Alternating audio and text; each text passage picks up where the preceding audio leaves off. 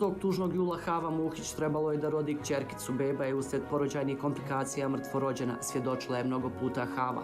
Znala je gdje je sahranjena, no monstruozni kreatori iskrivljene srebreničke tragedije godinama kasnije dosjetili su se da i za Havino neostvareno majčinstvo optuže Srbe.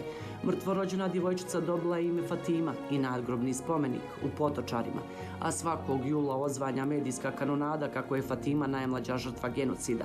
Samo bolesnu maštu kreatori nikako da usaglase na koji način je bebu iz naručja majke oteo i usmrtio neimenovani četnik, niti koliko sati ili dana je živjela. Nakaradnih konstrukcija u i oko Srebrenice. Hava drugi, gdje se nije nadala životu posle smrti. Sve je bilo dobro. Nisam imala potrebe ni da idem ljekaru.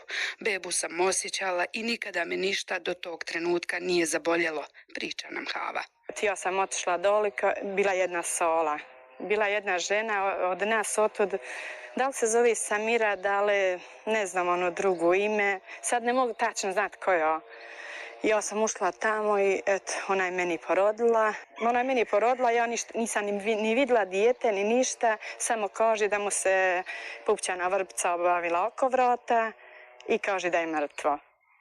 I ja sam pitala samo šta, ona kaže curica je bila.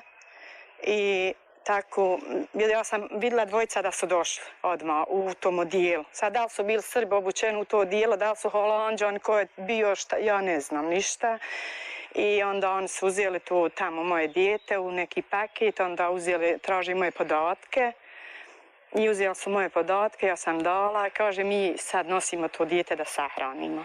I oni kako su onijeli to dijete od mene, ja više nisam ništa ni vidjela, to dijete nikad nisam vidjela, kad sam ga rodila nisam vidjela ništa. I eto onda oni su to odnijeli, kaže da ga sahranim.